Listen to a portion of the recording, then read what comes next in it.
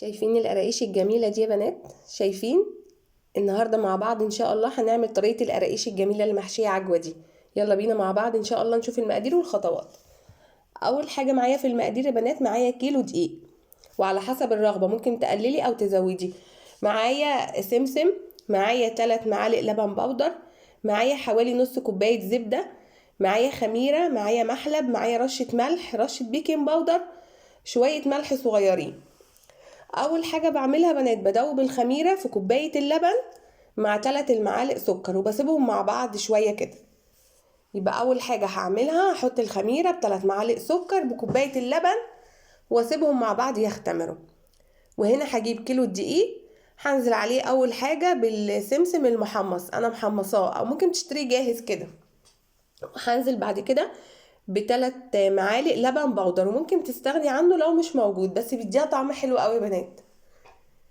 بقلب اول حاجة السمسم في الدقيق عشان يبقى كل السمسم دخل في الدقيق، وبعد كده هنزل ب3 معالق لبن بودر، ولو مش متاح عندك استغني عنه. هوريكي 3 معالق بودر، هو بيخلي للمعجنات طعم حلو. وبعد كده معايا معلقة محلب، معلقة بيكنج باودر صغيرة، رشة ملح صغيرة، ومعايا معلقة فانيليا. الفانيليا بتخلي ليها ريحة وطعم حلو في المعجنات. وهنا كنت سخنت الزبدة على النار، سيحتها حوالي كوباية الا ربع زبدة على كيلو دقيق. وممكن تعملي ميكس ما بين الزبدة والزيت، يعني تحطي 2 مع بعض. بصوا بقى يا بنات، في كذا تركاية كده في القراقيش مش زي بقية المعجنات. لو انت عايزاها تطلع هشة من جوه مقرمشة من بره، القراقيش ما بتتعجنش يا بنات، يا دوبك كده بتلمي العجينة. يعني هي بيبقى العجينة بتاعتها شبه الرملة كده، مش زي بقية المعجنات. لو انت عايزاها زي بتاعت الافران بالظبط. بصي حتى هتلاقي العجينة بعد ما لميتها حطيت عليها طبقة زيت من فوق. في كل المعجنات خاصة في فصل الشتاء حطي زيت، بيخلي العجينة تختمر معاكي بسرعة.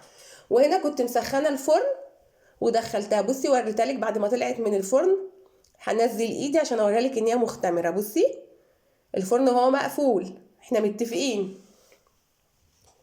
هنا بصي اخدت حته من العجينه، بصي العجينه شبه الرمله، هي لا طريه ولا جامده، هي بتبقى متماسكه. هي دي عجينه القراقيش الناجحه لو انت عايزاها تطلع معاكي مقرمشه ومش طريه.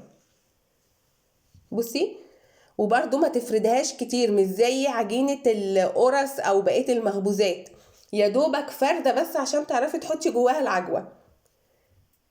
حتى هتلاقوا العجينه مش لينه زي بقيه المعجنات. بصي تحس ان هي شبه الرمل كده. بوريها لك عن قرب. وبعد كده هجيب العجوه، انا مسيحاها بزبده وحط عليها شويه قرفه، وعملتها معاكم قبل كده في فيديو القرص، ارجعوا له لو حد حابب يتفرج. وما تنسوش يا بنات اللايك والاشتراك في القناه. الاشتراك اسمها القناه، عفوا القناه اسمها اخترنا لك مع نودي. واللايك يا بنات، بشوف ما شاء الله عدد مشاهدات كتير، بس ما بلاقيش اشتراك ولا بلاقي لايك. يعني بتخش تتفرج على الفيديو وتطلع.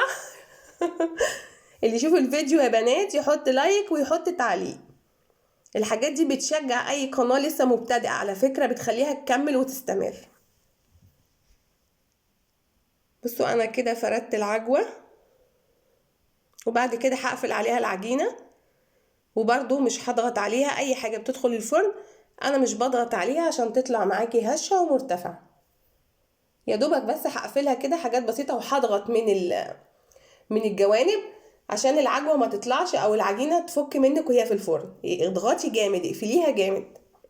وبعد كده هجيب القطاعة واحاول اشيل الزيادات عشان الشكل يطلع مظبوط. بسويها من الجوانب.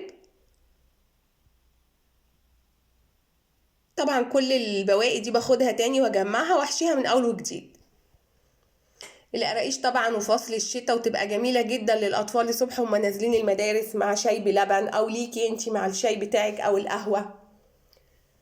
وحاجات في البيت انتي عاملاها بايديكي وضامنة نظافتها وموفرة، يعني ما خدتش حاجة، وكلها اتعملت في ساعة.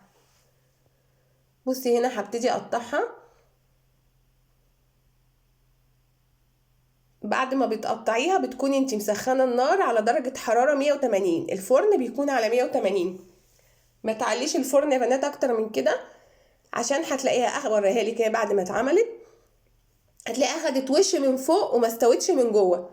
فهنا هغطيها واسيبها ترتاح شويه حوالي 10 دقايق قبل ما ادخلها الفرن على درجه حراره 180.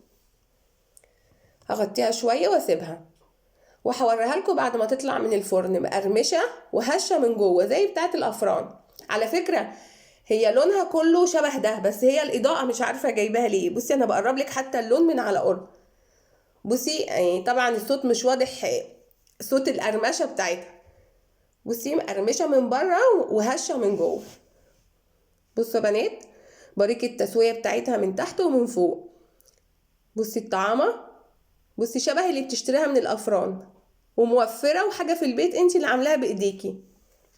بصوا كسرت لكم كذا واحده عشان تشوفوا من جوه ومن بره. بصي التسويه من تحت ومن فوق. وبالهنا والشفا لاي حد يجربها بالطريقه دي، وان شاء الله اللي يجربها بالخطوات والمقادير دي هتعجبه باذن الله.